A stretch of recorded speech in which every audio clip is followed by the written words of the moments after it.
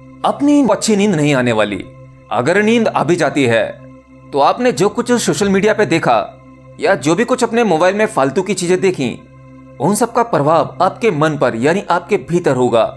नींद आने के बाद भी आपको कुछ गलत सपने आ सकते हैं, तो आपको बिस्तर पर जाने के 2 या 3 घंटे पहले ही भोजन लेना है, जिससे कि आपका भोजन डाइजेस्ट हो जाए।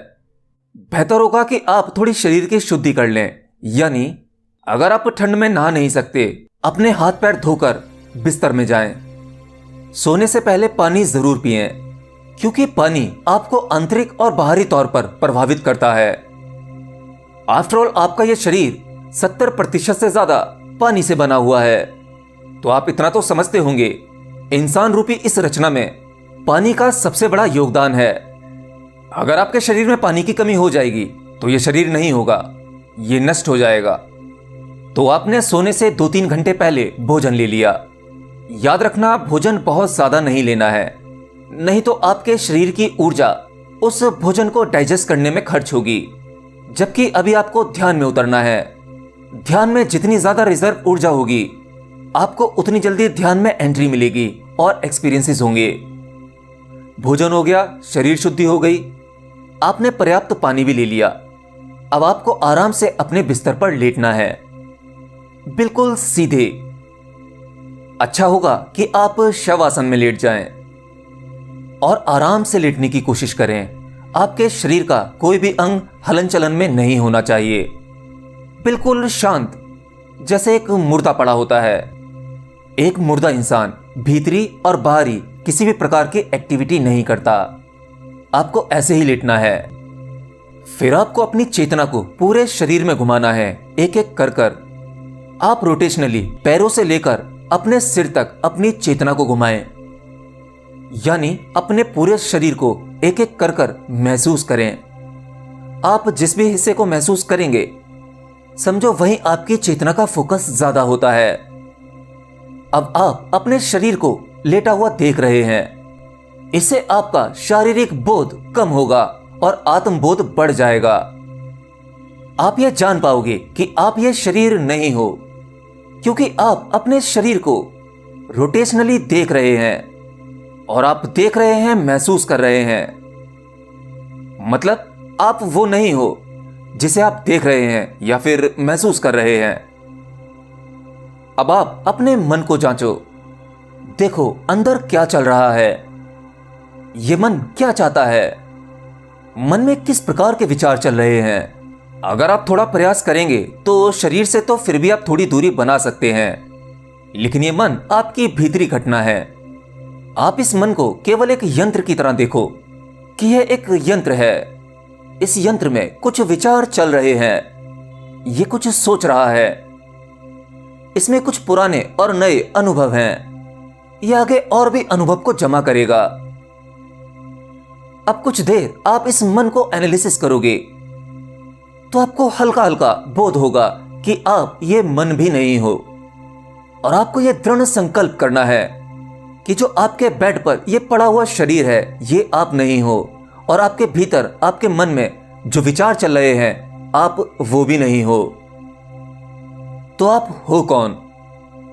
आराम से गहरी सांसें लीजिए। सांसें नाभि तक जानी चाहिए, बिल्कुल रिलैक्स। सांस लेते रहिए, बाहर छोड़िए। सांस को भीतर लीजिए, बाहर छोड़िए। आपका शरीर बिल्कुल शांत पड़ा हुआ है। आपने इतना हल्का महसूस पहले कभी नहीं किया, क्योंकि आपके भीतरी और बाहरी रचना में जो भारीपन होता है, वो आपके शरीर और मन के बोध की वजह से होता है। आप इस शरीर को मैं समझते हैं, या फिर आप अपने मन को ही मैं समझते हैं। आपका यह शरीर किसी भी घटना में भाग लेता है, उसके बाद मन अपना कार्य करता है, उस घटना से जुड़े हुए विचारों को उत्पन्न करता है। विचारों से और नए विचार पैदा होते हैं, और आखिर में आपका ये मन और शरीर आपके मानसिक और शारीरिक कष्टों का कारण बनता है, आपको सही रास्ते से भटकाता रहता है। लेकिन इस प्रक्रिया में आप अपने शरीर और मन से मुक्त होने लगोगे। ऐसे ही कुछ ध्यान की अवस्था में होता है। बस आपको ऐसे ही लेटे रहना है, लंबी श्वास लेते रहना है। श्वास प्राकृतिक होनी चाहिए। अब आप धीरे धीरे अपनी नींद में प्रवेश पाएंगे। लेकिन याद रखना, नींद में प्रवेश करते समय आपको सजग और होश में रहना है, क्योंकि आमतौर पर जब किसी व्यक्ति को नींद आती है तो वो बेहोश हो जाता है। आप कहते हैं ना कि रात में 11 बजे सोया। असल में आप अपना सही समय कभी बता ही नहीं सकते कि आप कितने बजे सोए, क्योंकि जब आपको एग्जैक्ट नींद आती है तब आप बेहोश हो जाते हैं। लेकिन अब आपको होश पूर्वक जागते हुए नींद में प्रवेश करना है। चिंता ना करें, आप अब भी सोएंगे, लेकिन यह नींद एक योगी की नींद होगी, एक ध्यान की अवस्था होगी। अब आप सोते हुए भी जागे रहेंगे, क्योंकि नींद की आवश्यकता आपके शरीर को होती है और आपका शरीर प्रॉपर नींद ले लेगा। आप इस शरीर और मन से ज्यादा क्लोजली चिपके हुए हैं। इनफैक्ट आप ये खुद को यही समझते हैं। तो जब आप होशपूर्वक नींद में प्रवेश करेंगे तो आपका यह शरीर और मन का बोध बहुत ही कम हो जाएगा। कुछ दिनों के प्रयास के बाद ऑलमोस्ट आपका कनेक्शन कट जाएगा और आप जान पाएंगे कि असल में आप ये शरीर नहीं हो और मन भी नहीं, और उदय होगा उस आत्मा का। आप उसका बोध कर पाएंगे। याद रखें, होशपूर्वक नींद में ध्यान प्रवेश पाने के लिए आपको कुछ दिन का प्रयास करना पड़ेगा।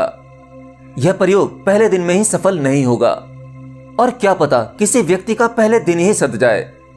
और ऐसी निद्रा में अगर आपको कुछ स्वप्न आते हैं तो हो सकता है ये नेचर, ये यूनिवर्स आपको स्वप्न के जरिए कुछ मैसेज देना शुरू कर दे, आपको रास्ता दिखाने लगे।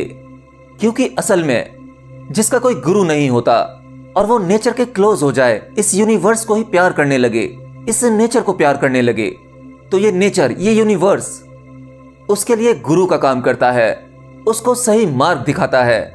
और कुछ दिन के प्रयास के बाद जब आप इसमें सफल हो जाएंगे तो आप वही व्यक्ति नहीं रहेंगे जो आप पहले थे। लगभग ये वही अवस्था हो जाती है जैसे किसी साधक को समाधि में अनुभव होते हैं। अब आप जीवन को दूसरे नजरिए से देखेंगे और अपने मृत्यु के क्षण में पूरी तरह से होशपूर्वक रह पाएंगे। आप दूर से अपनी ही मृत्यु को आते हुए देखेंगे और अपने ही शरीर को देखेंगे कि आत्मा किस प्रकार इस शरीर से अलग हो रही है। आप सब कुछ भली भांति होशपूर्वक देख पाएंगे और यह अनुभव आपको जन्म मरण के चक्कर से मुक्ति दिलाएगा। इसी को मोक्ष कहते हैं।